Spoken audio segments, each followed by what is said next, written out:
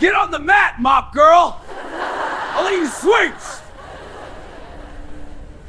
Just one round, right?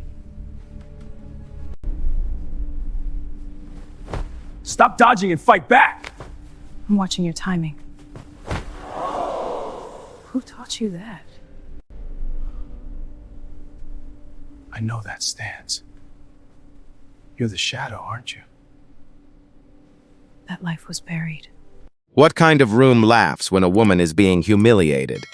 The answer was Summit Ridge Academy on a cold Tuesday night.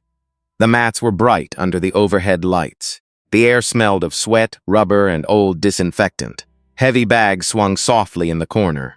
Parents stood near the glass wall. Students leaned against the cage. Phones were already in hands. And in the middle of it all, Maya Carter was on one knee, wiping a thin streak of water from the edge of the training floor. She was 41, quiet and easy to overlook if a person wanted to overlook her.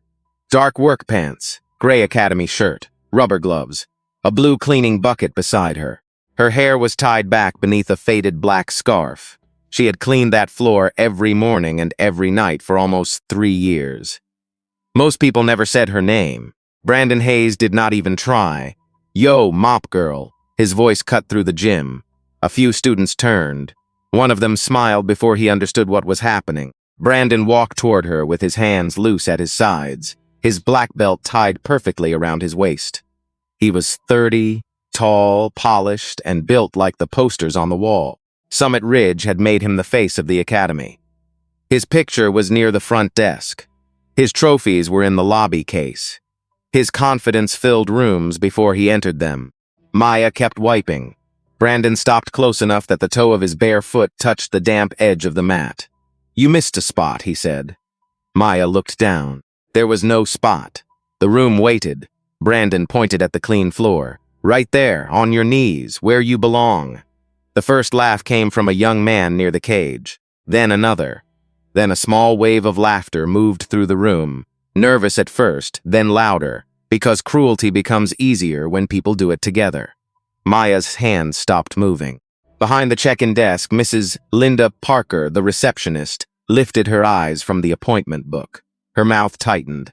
She had watched Brandon talk down to people before. To beginners. To parents who asked too many questions. To delivery drivers. But this felt different. This felt ugly. "Brandon," she said, low and warning. He did not look at her. Maya stood slowly. Her knees made a soft sound as she rose from the mat. She peeled one glove away from her wrist, then the other. The gym seemed to shrink around her. Brandon smiled, showing white teeth. "What? You got something to say now?" Maya looked at him, not up, not down, straight at him. "Clean it yourself." Silence. Real silence. The kind that makes people hear the air conditioner. Then someone laughed too hard. Another student slapped the cage wall. A father near the back shook his head but said nothing. A teenager lifted his phone higher. Brandon's smile changed. It tightened at the corners. He stepped closer. "This woman really thinks she has a voice in here." Maya did not move. The old cleaning cart squeaked faintly behind her, one wheel still turning from where she had pushed it moments before. Her breathing stayed even. Her face gave away almost nothing. But her right hand closed once. Only once. Brandon saw it. He mistook it for fear. He turned to the crowd, arms spread wide, playing to them now. "You all want to see something funny?" A few people laughed again. Not everyone. Mrs. Parker stood fully now. "Leave her alone." Brandon ignored her. He looked back at Maya. "Get on my mat, mop girl. 1 minute. Just for fun. I'll let you swing first." Maya's eyes shifted, just briefly, toward the far wall. A framed academy motto hung there. Discipline, honor, respect. The words looked clean. The room did not. For a moment, something old moved behind Maya's eyes. Not anger, not fear, something deeper, something buried. Then she dropped both rubber gloves onto the floor. The sound was small. Everyone heard it. "Okay," she said. Brandon blinked. Maya stepped out of her work shoes. One foot touched the mat. Then the other, barefoot, calm, steady. 30 phones rose at once. Nobody in that room knew that the woman they called Mop Girl had once carried a name people whispered in back rooms from Detroit to Cleveland. Nobody knew she had been feared. Nobody knew she had vanished by choice. And nobody, especially Brandon Hayes, understood that the most dangerous person in the gym was the one they had never bothered to see. 6 months earlier, Maya Carter had been riding the number 12 bus before sunrise, sitting in the last row with her hood pulled low and both hands wrapped around a paper cup of gas station coffee. Atlanta was still dark at that hour. Not quiet exactly. A city like that never truly slept. Trucks coughed at red lights. Workers waited under bus shelters. Somewhere, a siren rose and faded into the gray morning. Maya watched the window, but she was not really looking outside. She knew every stop by feel. The laundromat with the broken sign, the church with the blue doors, the pawn shop that opened too early. Then the clean part of town began. Wider roads, better lights, newer buildings. By the time the bus turned near Summit Ridge Academy, the people around her had changed too. Scrubs, office shoes, gym bags with brand names printed in silver. Maya got off 3 blocks away. She always did, not because she wanted the walk, but because the bus stop in front of the academy had too many faces that might recognize her. Students, parents, coaches, people who saw her pushing a mop at night and might wonder why she came in through the front like everyone else. So she walked. Past the coffee shop where 1 cup cost more than her lunch. Past the parked SUVs with tinted windows. Past the white pickup trucks with academy stickers on the back glass. She reached the side entrance at 5:41, pulled a ring of keys from her coat pocket, and unlocked the metal door that no one else wanted to use. The janitor's door. Inside, the hallway smelled like rubber mats, bleach and old sweat trapped in walls that had seen too many bodies hit the floor. Maya stood there for a second, letting her eyes adjust to the dim emergency lights. The gym was peaceful before people came in. That was the only time it told the truth. No shouting, no music, no egos. Just canvas, steel, and silence. She pushed her cleaning cart out of the storage room. 1 wheel squeaked. It had squeaked for months. She had asked twice for it to be fixed. Nobody had answered the maintenance request, so she learned to lean her weight just right to quiet it. That was what invisible people did. They adapted to broken things because asking too often made them a problem. Maya started with the main mats. She sprayed, wiped, rinsed, and moved in clean lines from one wall to the other. She checked the seams where sweat gathered. She cleaned under the cage door. She wiped fingerprints from the mirrors, scuff marks from the baseboards, dried chalk from the bench press area. At 6:30, Coach Alan Briggs came in through the front door, yawning into his fist. "Mornin'," he muttered without looking at her. "Morning," Maya said. He walked across the clean floor in street shoes. Wet dirt marked the mat behind him. Maya looked at the prints, then at his back. She said nothing. She cleaned them again. At 7:10, 2 teenage students arrived early for private training. One of them dropped a protein shake in the lobby. It burst open across the tile like beige paint. "Sorry," the boy said, already laughing. His mother gave Maya a small, tired smile. Not cruel, just distant. The kind of smile people give when they feel bad, but not bad enough to change anything. Maya knelt and wiped the shake from the grout. Across the lobby, the academy's motto was painted in bold letters: discipline, honor, respect. She read it every morning. Some mornings it helped. Most mornings it hurt. By 8, Brandon Hayes arrived. The whole building changed when he walked in. The younger students straightened. The front desk girls smiled. A father near the trophy case whispered to his son, "That's him. That's Brandon." Brandon wore a fitted black tracksuit and carried a leather gym bag over one shoulder. His hair was still damp from a shower he had taken somewhere nicer than this place. He did not greet Maya. He never did. He stopped near the hallway, glanced at the floor, then at her bucket. Bathrooms out of paper towels again. Maya looked toward the restroom. She had restocked it 20 minutes earlier. "I'll check it," she said. "You do that."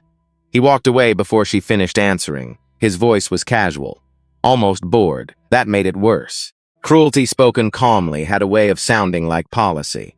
Maya stood there for one breath, then another. Her hand tightened on the mop handle until the skin across her knuckles pulled pale. Nobody saw it. Nobody saw her. And for almost 3 years, that had been exactly what Maya Carter had wanted. Maya Carter had not always been the woman pushing a mop before sunrise. There was a time when men twice Brandon Hayes' size would lower their voices when her name came up. Back then, in Detroit, nobody called her Maya at all. They called her the Shadow, not because she was loud. She was never loud. Not because she looked dangerous walking into a room. She did not. She was lean, calm, almost too still. But when the bell rang, she became something people could not prepare for. She appeared where she should not be. She moved before the eye understood movement. By the time her opponents realized the opening was gone, they were already paying for it. It started in a church basement off Gratiot Avenue. The place had low ceilings, cracked concrete, and pipes that knocked in the winter. The heavy bag was patched with duct tape. The speed bag leaned to one side. The ring ropes were soft from years of sweat and tape. It was not the kind of gym that made champions look pretty. It was the kind that made them honest.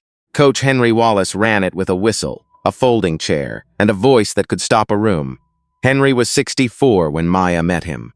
A former Marine. Broad shoulders, bad hip, gray beard trimmed close.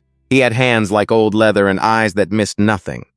The first night Maya walked in, she was 24, broke, angry, and pretending not to be scared. Henry looked at her from across the room. "You here to fight?" he asked. "Or you here to bleed on my floor and blame the world for it?" Maya almost walked out. Instead, she said, "I'm here to learn." Henry stared at her for a long moment. Then he nodded toward the jump rope hanging on the wall. "Then start by learning how to breathe." That was Henry's way. He did not flatter. He did not soften hard truths. He believed respect was not proven by being nice. It was proven by paying attention, by showing up, by not wasting another person's pain. For months, he made Maya do footwork before punches, defense before offense, patience before power. She hated him for it at first. "You keep trying to win fights that haven't started yet," Henry told her one night, tapping her gloves with a wooden stick. "That's fear wearing boxing shoes." Maya wiped sweat from her chin. "I'm not afraid." Henry leaned in. "Everybody's afraid. The question is whether fear drives the car." That stayed with her. Years later, in underground rooms where the air was hot and the money changed hands in cash, Maya carried Henry's voice with her. "Wait. Watch. Let them show you who they are. Then answer." Her first fight lasted less than a minute. Her opponent was heavier, louder, and surrounded by friends who laughed when Maya stepped into the chalk circle. "She's too small," someone said. "She's nervous," another said. Maya heard them. Henry stood behind her, arms folded. "Breathe," he said. The woman rushed in wild. Maya slipped left, stepped outside the lead foot, and landed a straight right so clean the room lost its voice. The woman dropped to one knee. No cheering. Just silence. That silence followed Maya for years. Fight after fight, she became the woman nobody wanted to face, but everyone wanted to watch. She beat boxers with cleaner counters. She beat wrestlers by refusing to be rushed. She beat bigger women by letting them spend themselves against empty air. By her early 30s, her record stood at 32 wins and no losses. A few people tried to pull her toward professional circuits, but underground fighting leaves stains. No official record, no clean path, no sponsors willing to touch what they could not polish. Henry never cared about the spotlight. "You don't need strangers clapping to know what your hands can do," he told her. But he did care about something else. "You promise me one thing, Maya."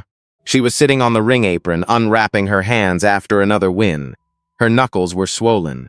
Her ribs ached. Henry sat beside her, breathing slower than usual. "What?" "When the time comes, don't just keep what I gave you. Pass it on." Maya smiled then, tired and young enough to think there would be plenty of time. "I promise."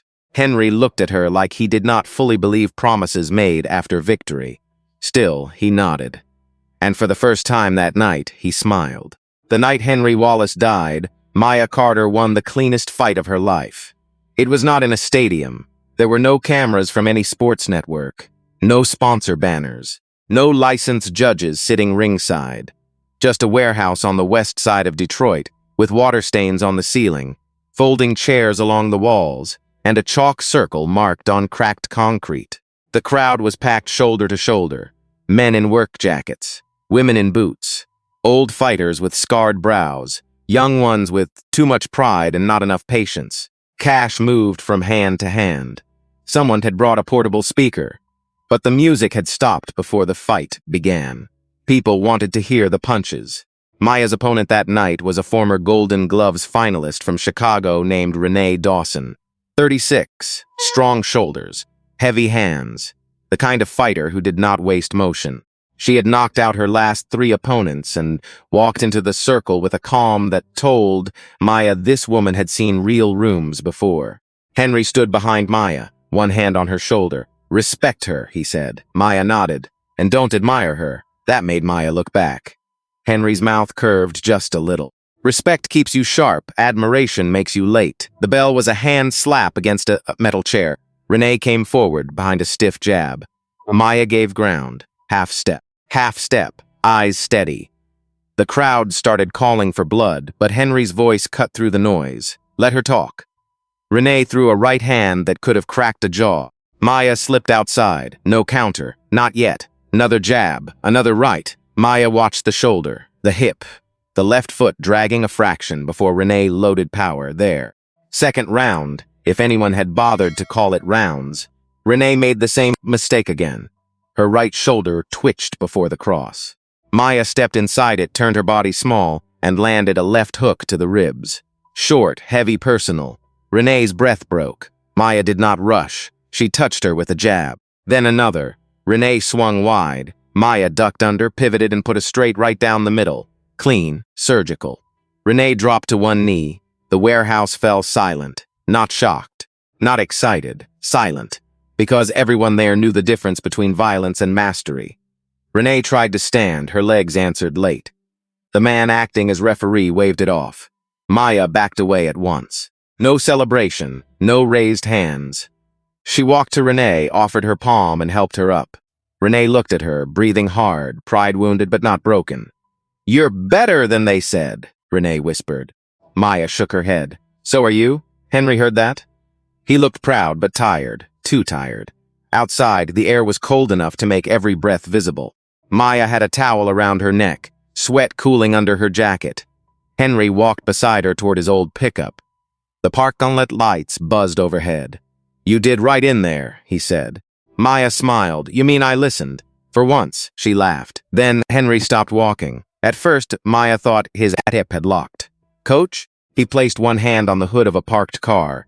His fingers spread wide, his face changed. Not much, just enough. The laugh left Maya's body. "Henry?" He tried to speak. Nothing came out. His knees bent. Maya caught him before he hit the asphalt. The towel fell from her neck. Her hands went under his shoulders. He was heavy. Too heavy. Too real. "Somebody call 911, she shouted. Voices scattered, boots slapped pavement. A phone lit up. Someone said help was coming. Someone else said stay with us. Maya pressed her hand against Henry's chest like she could hold his heart in place by force. His eyes found hers. No panic there. That was the worst part. He looked almost sorry. "Don't," Maya said. "Don't you do this." His lips moved. She bent close. "Pass it on," he breathed. Then his hand went loose in hers. The ambulance came fast. Not fast enough. Maya sat on the cold pavement with Henry's head in her lap, watching red lights flash across the wet asphalt. The same hands that had just won her 30-second fight could not win this one. They could not block death. They could not slip grief. They could not counter the thing that had taken the only father she had chosen. 3 weeks later, Maya left Detroit with one duffel bag, $1,100, and a promise she was too broken to keep. Atlanta did not ask Maya Carter who she had been. That was why she stayed. In Detroit, every cracked sidewalk carried a memory. Every empty lot had a ghost. Every gym smelled like Henry's voice. She could not buy groceries without seeing someone who knew someone who had watched the shadow fight in a basement, or a warehouse, or a back room with no windows. But Atlanta was different. Atlanta looked at her tired shoes, her quiet face, her work history, and made its decision fast. Housekeeping, night cleaning, janitorial, nothing more. For the first time in years, being underestimated felt almost peaceful. Summit Ridge Academy hired her after a 10-minute interview in a small office that smelled like printer ink and lemon cleaner. The owner, Gregory Palmer, was a soft-spoken man in his late 50s, with thinning hair and reading glasses hanging from a cord around his neck. He looked over her application, then looked at her hands. "You've worked in gyms before?" Maya tucked her fingers under the edge of the chair, around them. Gregory nodded. He was too busy to hear the difference. Pay is $12.50 an hour. Early mornings, some evenings, weekends if we host events. No benefits for the first 90 days. Maya said, "That's fine." It was not fine. But fine was a word people used when the truth cost too much. Gregory tapped the form with his pen. "You okay being around fighters?" Maya held his eyes for 1 second. Then she looked at the framed black belts on his wall. "I can manage." He smiled like she had made a joke. She had not. The first week was the hardest. Not because of the work. Maya knew hard work. She knew pain. She knew what it meant to wake up sore and still move. The hard part was the sound. Pads cracking, leather snapping, coaches calling out combinations, feet sliding across canvas. Every noise entered her body before her mind could stop it. The first time a heavy bag swung too close, she turned without thinking, weight shifting to her back foot, shoulder rolling, right hand half rising. A teenage boy nearby laughed. "Relax, Mom. Bag's not gonna hit you." Maya lowered her hand. "Right," she said. He never noticed what had happened. Nobody did. That was the beginning of her new life. She rented a small apartment on the east side, above a laundromat that shook the floor every night until closing. The walls were thin. The kitchen light flickered. The window faced an alley where delivery trucks backed in before dawn. On her nightstand, she kept 2 things. A photograph of Henry Wallace wrapping her hands in the church basement, and a newspaper clipping folded so many times the crease had nearly split the paper. The headline read, "The Shadow of Detroit Stays Unbeaten." She kept the clipping face down. Some nights, she would turn it over. Most nights, she would not. At Summit Ridge, people taught Maya how to disappear even better than she already had. Students walked around her mop bucket without looking at her face. Parents asked her where the real staff was. Coaches handed her empty water bottles without pausing their conversations. A few were polite. Some were careless. Brandon Hayes was something else. He had arrived at Summit Ridge 2 months after Maya started. At first, he was charming. He shook hands with fathers, gave high fives to kids, posted videos with captions about discipline and humility. He looked straight into cameras and said the right things. Then the cameras stopped. That was when Maya learned who he was. One evening, she was wiping sweat from the bench near the cage when Brandon tossed a used towel at her feet. "Laundry," he said. "There's a bin by the locker room," Maya answered. He stared at her, surprised she had spoken. Then he smiled. "Then take it there." A couple of students laughed, quietly, testing the air. Maya picked up the towel with 2 fingers and walked away. That night, after everyone left, she stood alone in the training room under one strip of fluorescent light. The heavy bag hung in front of her, still and black. She touched it with her palm. Not a punch, just a touch. Her throat tightened. Henry's voice came back soft and unwanted. "You promised me." Maya pulled her hand away as if the bag were hot. "No," she whispered. The words sounded small in the empty gym. She turned off the light, picked up the mop, and locked the side door behind her. But promises do not die just because people bury them. They wait. Brandon Hayes did not think of himself as cruel. That was what made him dangerous.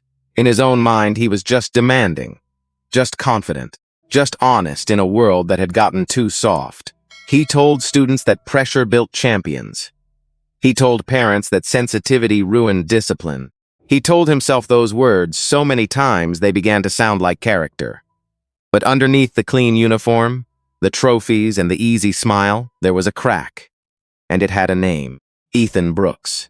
Ethan was not famous to the parents watching from behind the glass, but fighters knew him, coaches knew him, gym owners knew him. He was a scout for one of the largest mixed martial arts management groups on the East Coast. He had found real talent in places nobody else bothered to visit. Small gyms, native reservations, boxing clubs behind laundromats, wrestling rooms with leaking ceilings. He did not care about follower counts. He cared about one thing: what happened when a fighter stopped controlling the room. Gregory Palmer told Brandon on a Thursday afternoon. They were standing near the trophy case. Brandon was adjusting the angle of one of his own framed photos because the light was hitting it badly. "Ethan Brooks is coming next week," Gregory said. Brandon's hand froze on the frame. "Here? Here, Wednesday through Friday. He'll watch classes. Maybe some sparring. He's looking for regional talent." Brandon turned slowly. His smile arrived half a second too late. "That's great." Gregory nodded, pleased with himself. "Could be big for us. Big for you, too." "For me? Well, you're the obvious one." The obvious one. Brandon liked how that sounded. For the rest of the afternoon, he moved through the academy with extra bounce in his step. He hit pads harder, spoke louder, corrected students more sharply. When one teenager dropped his guard during drills, Brandon stopped the whole class. "Everybody look," he said. The boy's face turned red. "This is how people get embarrassed in real fights. Lazy hands, lazy mind." The class stared. The boy swallowed. "Sorry, coach. Don't be sorry. Be better." Parents nodded from behind the glass. Some liked that kind of talk. It sounded old school. It sounded tough. Maya heard it from the hallway while restocking paper towels. She paused. The boy was maybe 16. Thin wrists, big ears, trying hard not to cry. Brandon saw the tears and smiled. "Good. Now you'll remember." Maya set the paper towels on the shelf a little harder than she meant to. The sound echoed off the tile. Brandon glanced over. Their eyes met through the open restroom door. For 1 second, his smile faded. Then it came back. "What are you looking at?" Maya closed the cabinet. "Nothing. That's what I thought." He turned away, but something about her stillness bothered him. He did not know why. He only knew he disliked the feeling. By Monday, Brandon was training like a man trying to outrun a secret. He ran extra rounds on the treadmill. Cut weight he did not need to cut. Practiced spinning kicks in front of the mirror until his shirt clung to his back. He recorded himself over and over, deleting any clip where his timing looked even slightly off. At night, alone in his apartment, he watched his old fights. 14 wins, no losses. On paper, perfect. But Brandon knew paper could lie. The first opponent had been short notice. The second had a bad knee. The fifth was a former wrestler with no striking. The ninth had taken the fight after a divorce and looked tired before the first bell. Every match had been arranged carefully by coaches who believed in building a brand before testing a man. Brandon told himself that was normal. Everybody did it. Everybody managed careers. Still, when he imagined Ethan Brooks watching from the corner, silent notebook in hand, Brandon felt something cold under his ribs. What if Ethan saw it? What if he saw the gap between the image and the man? So Brand did what insecure people often do when they are afraid. He reached for someone with less power. Tuesday morning, Maya was carrying a bucket of gray mop water past the front desk when Brandon came through the hallway without slowing down. His shoulder hit hers, hard enough to spill water down the front of her shirt. The bucket rocked in her hands. Mrs. Parker looked up. Brandon. He did not turn around. "My bad," he called over his shoulder, with no apology in his voice. A few students watched. Nobody moved. Maya stood there, wet uniform clinging to her skin, dirty water dripping from the hem onto the floor she had just cleaned. Her face stayed calm. Too calm. Her fingers tightened around the bucket handle. Inside her chest, something old opened one eye. Ethan Brooks arrived on Wednesday morning without a camera crew, without a manager, and without the kind of entrance Brandon had imagined. No announcement came over the speakers. No one clapped. The front door opened at 9:15, and a man in a navy polo stepped inside, carrying a leather notebook under one arm. He was 46, medium height, compact build, with close-cut hair and the calm face of someone who had spent years watching people lie with their bodies. Gregory Palmer hurried from the office, smoothing his shirt as he walked Ethan. "Good to see you." Ethan shook his hand once. Firm, brief. "Gregory. Can I get you coffee?" "No, thank you. Water?" "I'm fine." That was how Ethan moved through the world. No wasted words. No wasted gestures. It made confident people nervous, and it made insecure people louder. Brandon noticed him within seconds. He had been wrapping his hands near the mirror, talking to 2 senior students about timing a spinning back kick. The moment Ethan entered, Brandon's shoulders squared. His chin lifted. His voice gained weight. "Class, bring it in," he called. The students moved fast. Maya was at the far side of the floor, wiping down the cage wall with a cloth. She heard Brandon's tone change and knew before she looked up that the scout had arrived. Ethan took a seat in the corner. Not near Gregory. Not near the parents. Alone. He opened his notebook and clicked his pen. Brandon began with footwork drills, but made them look like a performance. Sharp pivots, fast kicks, a hard slap of shin against pad. Every strike finished with his eyes flicking toward Ethan. Ethan wrote. Nothing else. That bothered Brandon. He pushed harder. "Colton," he said, pointing at a young blue belt with narrow shoulders and a nervous mouth. "Center." Colton stepped forward, swallowing. "Live entry drill," Brandon said. "You throw the jab, I counter, keep it real." Colton nodded. He threw a careful jab. Brandon slipped outside and dug a hook into the boy's ribs with too much. Colton folded with a grunt. Before he could recover, Brandon swept his legs. The boy hit the mat flat on his back. The sound cracked through the room. A few students winced. One laughed because he thought laughter was safer than silence. Brandon stood over Colton and tapped his own chest. That is what commitment looks like. Colton rolled to his side, trying to breathe. Ethan's pen stopped. For the first time that morning, he looked up fully, not at the technique, at Colton's face, at Brandon's smile, at the space between power and teaching. Maya saw it too. She had seen coaches break students before and call it discipline. She had seen fear dressed up as toughness. Henry Wallace had been hard, but never small. He corrected people without stealing their dignity. That was the difference. And Ethan Brooks knew the difference too. During the break, students moved toward the water cooler. Parents checked their phones. Gregory leaned over Ethan's shoulder, trying to read the notebook without looking like he was reading the notebook. Brandon walked the mat with restless energy. He needed something. A nod. A smile. One sign that Ethan saw him as the obvious one. He got nothing, then his eyes found Maya. She was near the cage again, down on one knee, wiping the base rail where sweat collected under the padding. Her bucket at beside her. Her head was lowered. Quiet. Still. Available. Brandon walked over. His shadow fell across her hands. "You missed a spot." Maya stopped wiping. The metal rail in front of her was clean enough to reflect the light. Brandon pointed at the floor. "Right there." Maya looked at the place he meant. "Nothing, I said right there." His voice carried this time. A few students turned, Mrs. Parker looked up from the desk. Gregory's mouth tightened, but he did not speak. That was his failure. He felt it even before he understood it. Maya dipped the cloth into the bucket, wrung it out, and wiped the clean floor. Slowly, carefully, as if obeying the lie made it more visible. Brandon smiled toward Ethan. "Standards matter," he said. Ethan did not smile back. He wrote one long sentence in his notebook.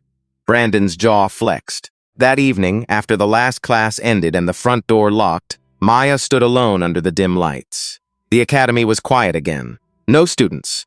No parents. No Brandon. Just the heavy bag hanging in the corner.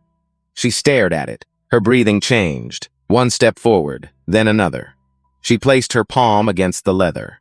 This time, she did not pull away. She hit it, a jab, short, clean. The sound was not loud, it was sharp. She hit it again, cross, hook, slip, pivot. The bag swung on its chain, groaning against the ceiling mount. For 40 seconds, the shadow came back. Not for revenge, not for pride. For memory, for grief, for a promise still waiting in the dark. Then Maya stopped, breathing hard, hand one pressed against the bag. Above her, in the corner of the ceiling, the red light on the security camera blinked. Recording. By Friday evening, Summit Ridge Academy was full enough that the front windows fogged at the edges. Gregory Palmer had called it a community showcase, a friendly exhibition, a chance for families to see what the academy taught. But everyone in the room understood there was more to it. Ethan Brooks was still there. The scout with the quiet eyes and the leather notebook had turned an ordinary week into an audition. Folding chairs lined the walls. Parents sat shoulder to shoulder. Younger students sat cross-legged near the cage, whispering and pointing. A table by the front door held bottled water, paper plates, and a tray of grocery store cookies, no one wanted to admit they liked. Maya moved through the room with a trash bag in one hand and a stack of paper towels in the other. Invisible again. Almost. Ethan saw her. He had reviewed the security footage that morning in Gregory's office. Gregory had shown it by accident while trying to find a clip of a missing gym bag. On the screen, under one dim strip of light, Maya Carter had hit the heavy bag like a woman remembering a language. Ethan watched the clip once, then asked to see it again. Then again.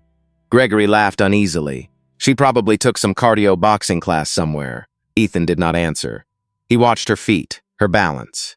The way she exited after the hook. Nobody moved like that by accident. Now, sitting in the second row with his notebook on his knee, Ethan followed Maya with his eyes as she collected empty cups from the floor. She kept her head down. She did not know he knew. Or maybe she did. With people like her, it was hard to tell. Brandon opened the showcase with a demonstration. He looked sharp. No one could deny that. Spinning heel kick, jumping switch kick, a flying knee into the pads that made the children gasp. The crowd clapped. Phones rose. Brandon's face relaxed under the sound. Applause fed something in him that food never could. He bowed, then glanced at Ethan. Ethan wrote. Still no smile. Brandon's jaw tightened. Next came sparring. Brandon called up 2 intermediate students. He went light at first, then harder. The first boy ate a body kick and backed away, blinking fast. The second tried to clinch and was swept to the mat with a slap that made his mother sit forward in her chair. "Is he okay?" she whispered. The boy pushed himself up, embarrassed. Brandon laughed and helped him stand. "All love," he said loudly for the room. "That is how we learn." But Ethan had seen the boy's eyes. That was not learning. That was shrinking. Skin saw Ethan close the notebook halfway. Panic flickered through him, not fear anyone else could see. Not yet. Just a quick tightening in the throat. A need. A hunger. He needed a moment big enough to force Ethan to look. His eyes moved across the room, past the students, past the parents, past Gregory. Then they landed on Maya near the water cooler. She was lifting a full jug into place. The plastic glugged as bubbles rose inside. Her shoulders worked under the gray academy shirt. Quiet strength, ordinary strength if a person did not know what to look for. Brandon smiled, slowly. "Hey!" Maya did not look up. "Hey, mop girl!" The room changed. It did not go silent all at once. It thinned. Conversations broke apart. A laugh died near the cookie table. Mrs. Parker, behind the desk, set down her pen. Maya turned. Brandon walked toward her with open arms, like he was inviting everyone into a joke. "You have been watching us train for what? 3 years now. Must have learned something." Maya held the empty water jug cap in her hand. "I am working. Come on. 1 minute." Brandon tapped the mat with his foot. "Let us see what you have got." A few students laughed. A father in a baseball cap looked uncomfortable but said nothing. Mrs. Parker stepped out from behind the desk. "Brandon, that is enough." He raised one hand without looking at her. "Relax, Linda. I am giving her a free lesson." Maya's eyes moved to Gregory. He stood near Ethan, frozen in the weak place between embarrassment and authority. "Maya," he said softly, "you do not have to." Brandon heard that and pounced. "Oh, she does not have to. She can say no. This is America." A few people chuckled. Then Brandon leaned closer. "But if you mop the mat every day, you ought to know whose mat it is." The chuckles faded. Maya's face stayed still. Ethan closed his notebook. That sound was small. Brandon heard it. So did Maya. Brandon spread his arms. "1 round. I will even let you swing first." Maya looked at the mat, then at the students watching, then at the motto on the wall, discipline, honor, respect. She set the water cap on the cooler, slowly. 1 round, she said. Her voice was quiet. It carried anyway. Brandon grinned. Maya pulled off her rubber gloves and dropped them on the floor. 30 phones lifted. Ethan leaned forward, and for the first time all night, he stopped writing. Maya stepped toward the mat like she was walking into a room she had locked years ago. The crowd leaned with her. Every small sound sharpened. The squeak of her socks against the polished floor. The soft slap of Brandon's bare feet as he bounced in place. The air conditioner rattling above the mirrors. Somewhere near the back, a child whispered, "Is she really going to do it?" His mother pulled him closer. Maya stopped at the edge of the mat and slipped out of her shoes. No rush, no performance. She placed them side by side, toes pointed toward the wall, the way Henry Wallace had taught her before every fight. "Leave nothing behind you, crooked," he used to say. "A crooked room makes a crooked mind." Then she stepped onto the canvas, barefoot. The laughter came back, but thinner now. A teenage student near the cage lifted his phone higher. "This is crazy," another muttered. "She is going to get hurt." Mrs. Parker stood with one hand pressed to her chest. She wanted to cross the room and pull Maya away. She was old enough to know humiliation when she saw it. She was also old enough to know when a grown woman had made up her mind. Gregory Palmer shifted beside Ethan. "I am sorry about this," he said under his breath. "It got away from me." Ethan looked at him. "No," Ethan said, "you let it." Gregory's face went pale. On the mat, Brandon rolled his shoulders and smiled at the phones. "Everybody relax," he said. "I am not going to hurt her. Much." A few people laughed because they did not know what else to do. Maya said nothing. She stood near the center of the mat, arms loose, chin soft, breathing through her nose. To most of the room, she looked unprepared. No guard, no bounce, no warm-up. Just a tired cleaning woman standing under too much light. But Ethan saw her feet. Left foot slightly forward, right heel light. Weight centered, knees soft, not tense, ready. His breath caught. He had seen that stance before, not in person. In old fight footage passed around by managers and hardcore gym people. The kind of footage with bad lighting and no official record. A woman in a chalk circle. Calm hands, southpaw base. Opponents missing by inches. He leaned forward, his notebook slid from his lap and hit the floor. He did not pick it up. Brandon noticed. Good, he thought. Finally. He raised his hands, classic taekwondo stance, sharp and camera ready. "All right, mop girl, you get the first shot." Maya looked at him. She could have ended it there with words. She could have said what she had been, what she had done, who had trained her. She could have turned the room against him before either of them moved. But that was not Henry's way. Truth did not need to beg for recognition. It waited. Maya lifted her hands only halfway. Brandon laughed. "That is your guard?" No answer. His smile faded just a little. "Fine, I will start." He bounced once, twice. Then he fired a roundhouse kick toward her head. Fast. Clean. The kind of kick that looked beautiful on video. Maya moved her head 3 inches. That was all. The kick cut through empty air close enough to stir the edge of her scarf. She did not step back. She did not blink. The room made a sound. Not a gasp. Not yet. More like a collective breath getting caught in the throat. Brandon landed and turned, still smiling. Lucky. He threw the same kick from the other side, faster this time. Maya ducked. The kick passed above her head. She rose in the same place. Same breathing. Same eyes. No one laughed. Brandon's jaw tightened. He stepped in with a jab, cross, spinning back kick combination. The movement was sharp, practiced, impressive. A combination he had drilled until it looked effortless. Maya slipped the jab, parried the cross with her left hand, stepped outside the spinning kick so smoothly that Brandon's momentum carried him past her. He stumbled half a step.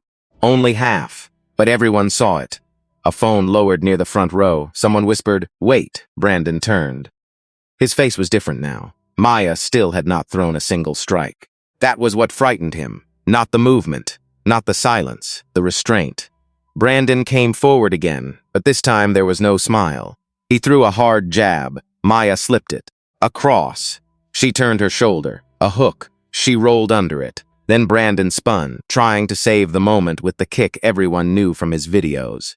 Maya stepped inside before his leg could open. One short jab touched his chin. Not hard, just enough. Brandon froze. For the first time in years, someone had touched his face on a mat. The room felt it before he did. Maya moved again, small step, clean angle.